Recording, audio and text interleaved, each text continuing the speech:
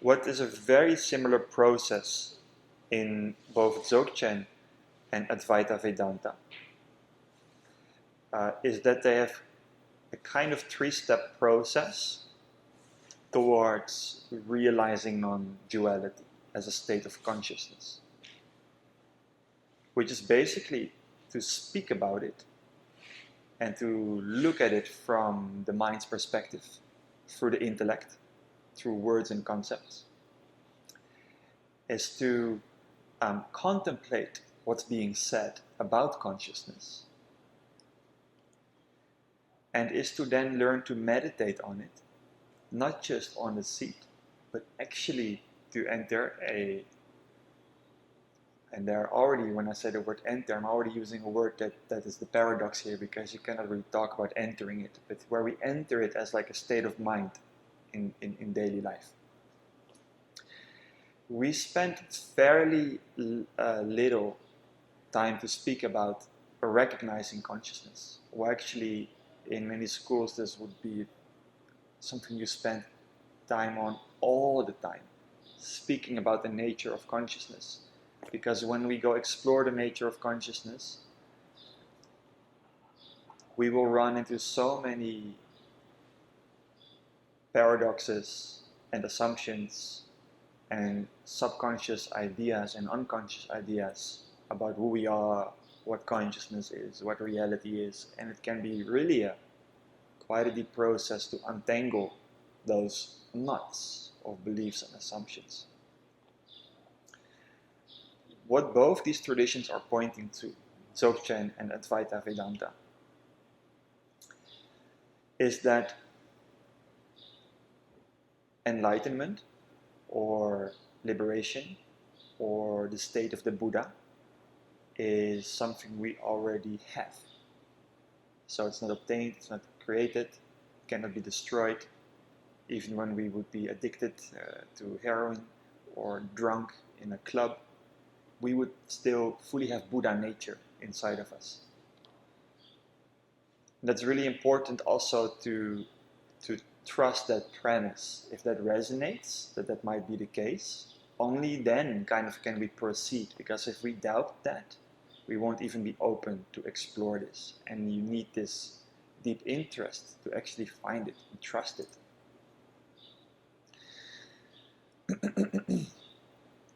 And Buddha nature is therefore, when it's always here, when it's not created, it means it's unconditional. It means it is not dependent upon the state of mind, or on how much we've practiced, or on how open our energy channels are, or on how lucid we are, or how dreamy we are. It's not dependent upon that. When they speak of Buddha nature as like unconditional state of freedom, we're speaking about something beyond the fluctuating states of mind.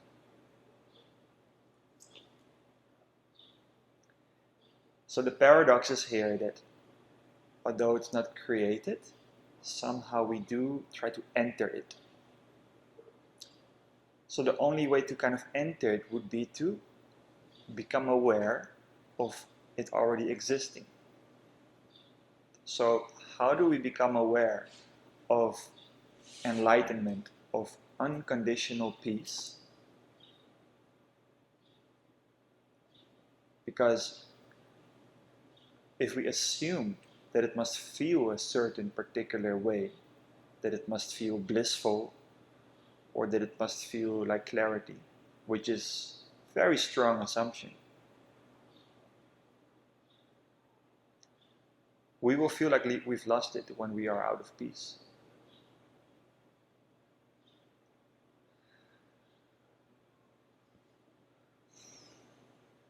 But one thing we can always return to, and it's very, very simple, is we can become aware of being aware. We don't control experiences that come and go. They just come and go all the time. States of mind change all the time. High meditative experiences will go. A very deep low in our life will go. but something stays all the time.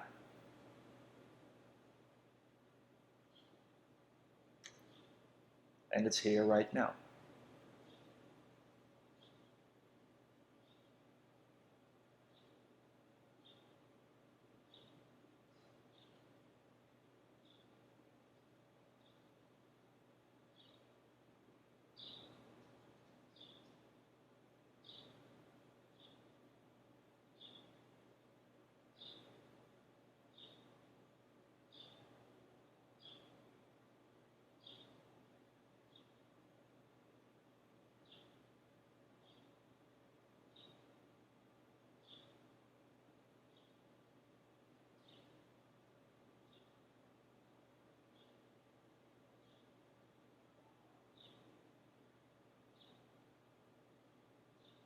Seeking it would be one of the ways in which we fail to see it.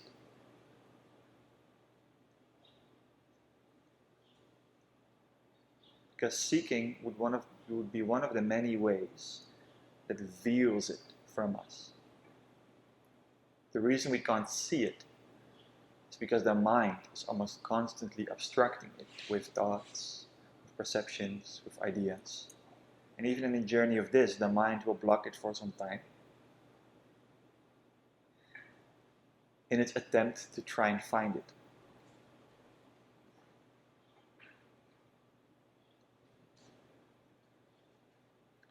What we are looking for, it is infinite, can be described as infinite, can also in a way not be contained by any words, but it is described like infinite, omnipresent, everywhere. Doesn't matter where you look, where you go. When you bring your awareness to your big toe, when you keep your eyes open and you look outside, when you feel strong emotion, it's all happening inside awareness.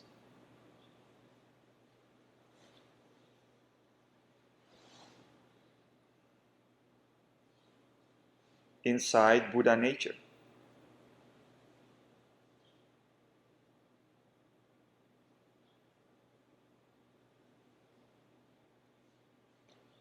The invitations of these paths is not to work very hard, actually quite the opposite. It is actually to relax seeking, to relax practicing. The invitation is there to practice. But the practice is only to relax.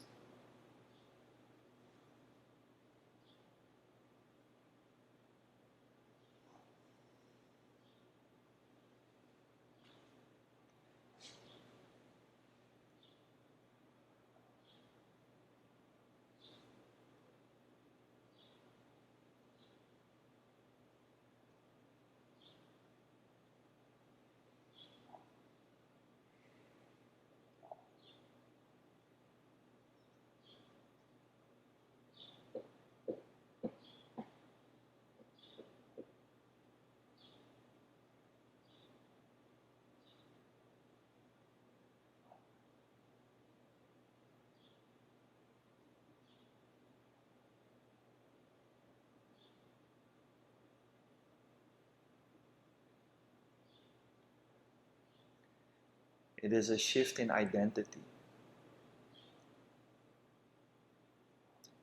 where we often have no break in the mind's thinking.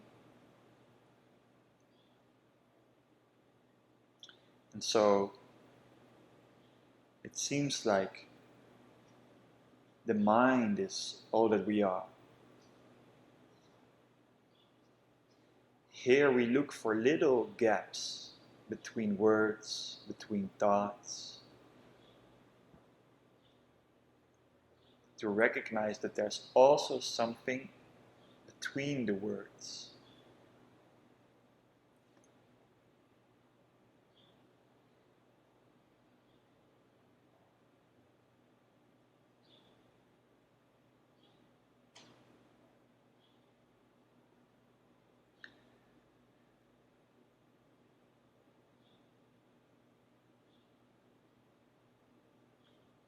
It's a very different thing to feel like I am in my mind than to feel like the mind is inside of me.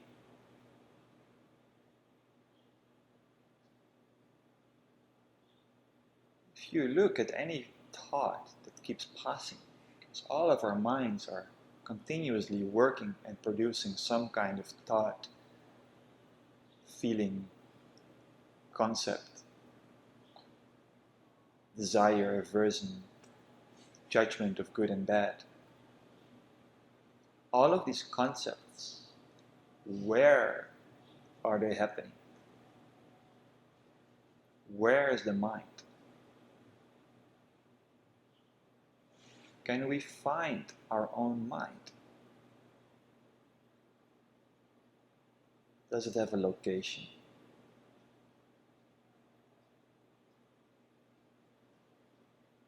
Is it somewhere in the brain?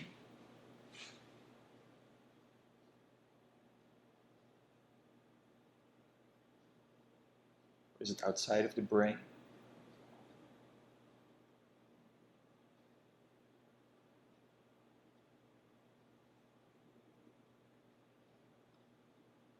Or is it in the left shoulder?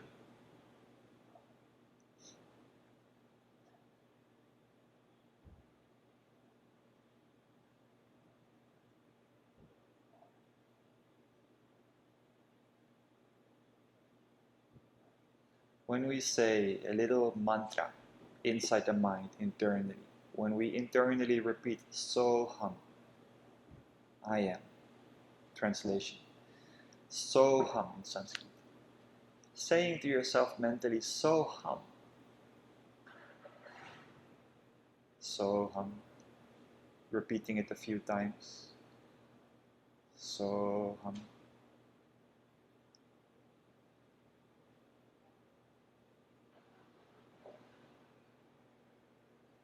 Can we get a sense where we are projecting the sound in our mind?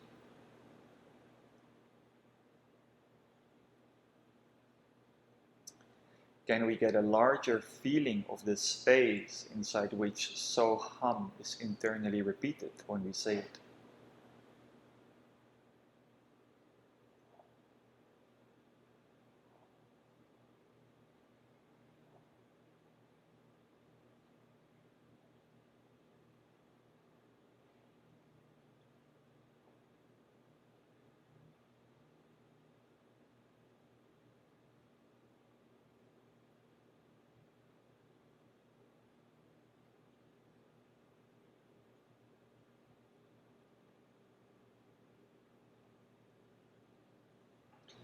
These paths try to reveal to us, and it indeed is a big, big revelation once we see it. They try to reveal to us that we are this space inside which everything takes place.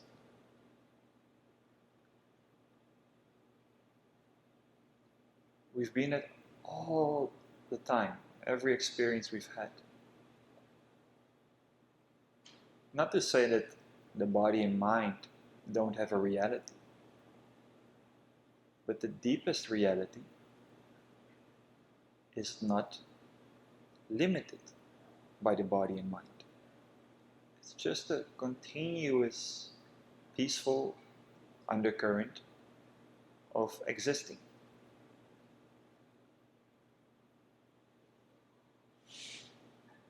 No experience without an experiencer.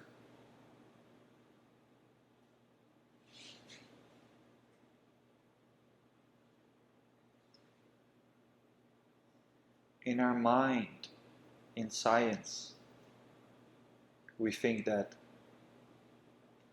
the body and mind create experience, that the brain creates consciousness. That is the assumption. But in a direct experience, no one could talk about a brain, a body, a mind, without there first being consciousness to experience it.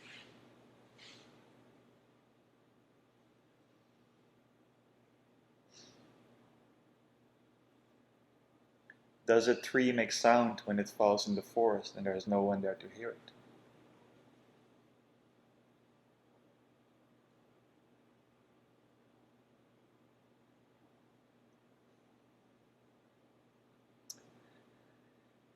In Dzogchen, they have a specific kind of poetic way of talking about this space, one that I very much like myself. Speak of something sky-like, the basic space of mind. Open, lucid clarity.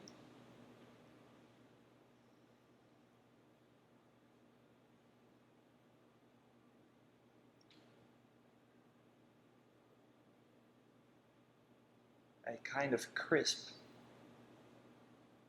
sky,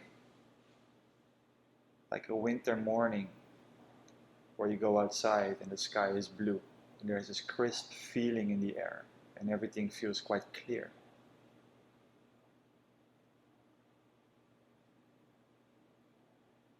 And an experience of the mind that is similar. Not if we lose attention, then we get again entangled in objects where we spend most of our lives, most people.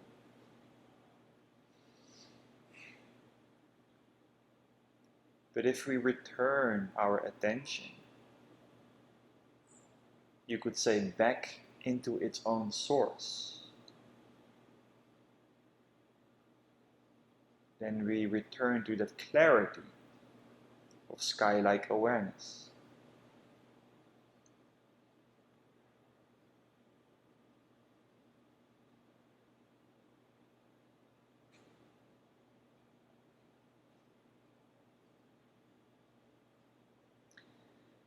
And then once we are resting there, resting in that spaciousness, more interested in the gaps between thoughts and words than the thoughts and words themselves.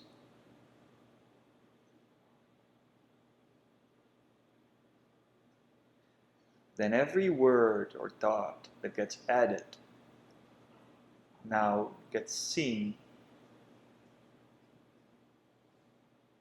from the perspective of clarity.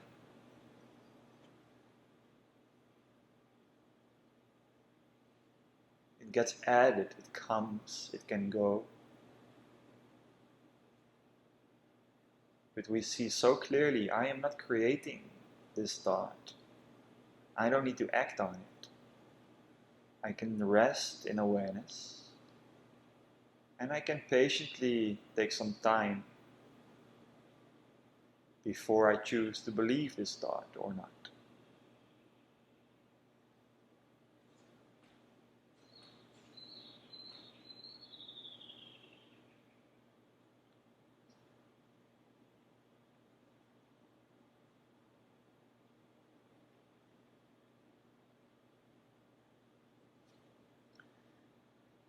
We'll take a few deep breaths to come deeper into that space of emptiness.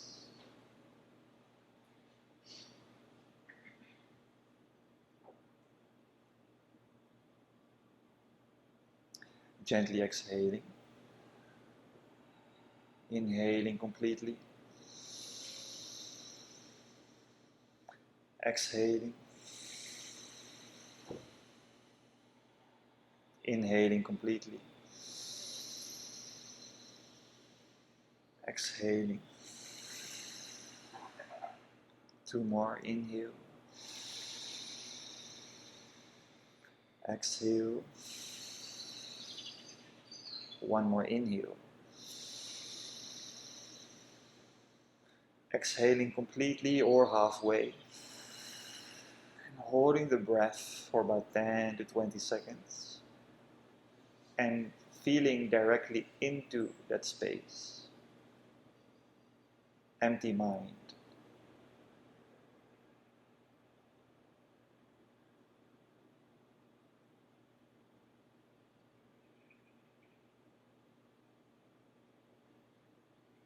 3, 2, 1. Inhaling.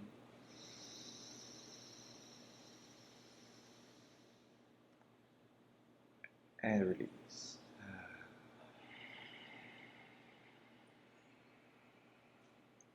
By continuously coming back to that emptiness and experiencing it, we begin to increase our clarity that indeed we are that, essentially. So that's a really big part of both of these paths, is to become extremely clear, experientially, that we are indeed consciousness, primarily. This process can take sometimes, when in the presence of a guru like the Ramana Maharshi, can be revealed with just one eye gaze. Sometimes it takes a few weeks or months of hearing this message a lot. Some people take years. But it can happen very quickly that we become very clear on that we are indeed consciousness. So that's a really big step that we cannot miss. And it will ever refine itself and deepen and spiral. Spiral deeper and deeper into a never-ending realization that constantly reveals a new subtle element, a new way of seeing it more clearly.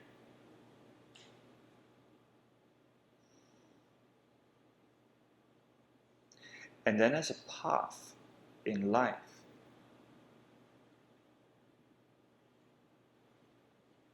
to stay there, and this is why I like to use Dzogchen,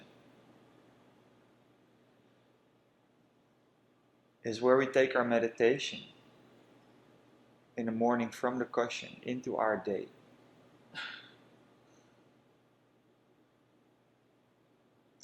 By this simple phrase, short moments, many times, relaxing into that open, spacious awareness, where we train a little habit to come back, maybe 100 times a day, for 10 seconds. Maybe 5 times a day for 10 seconds, or a minute.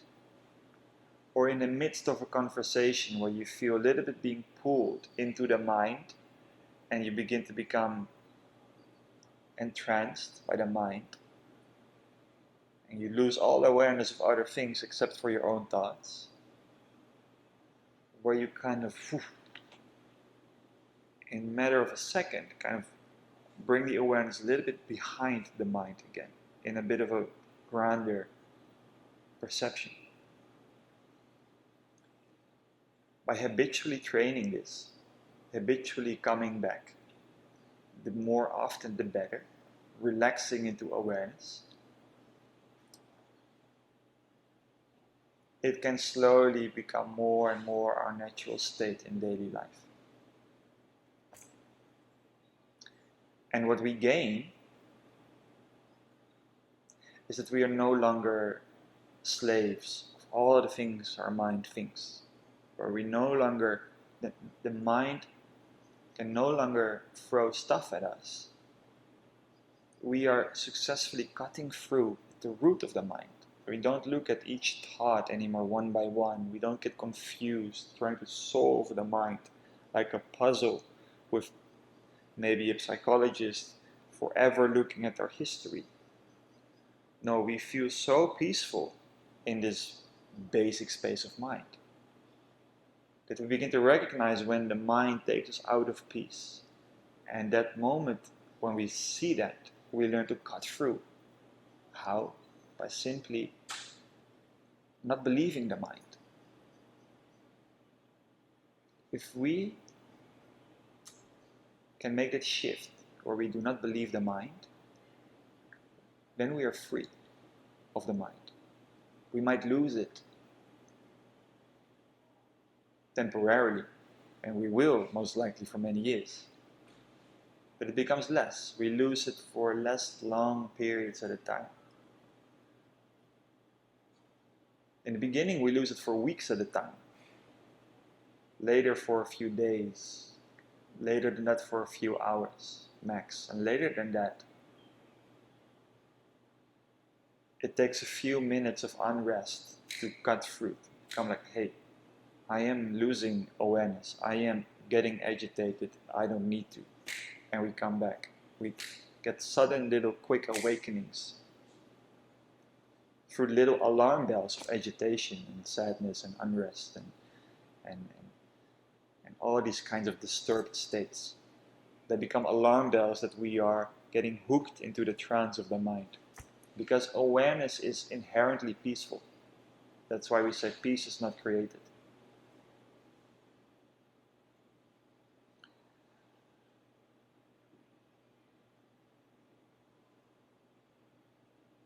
Let's take a deep breath into the nose. And a big sigh out.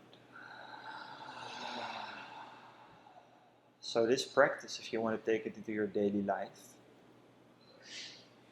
it will be simply short moments many times. Preferably short meditations over long meditations. You can have one long meditation in the morning, maybe another one in the evening. But the rest of the day, you can continuously come back.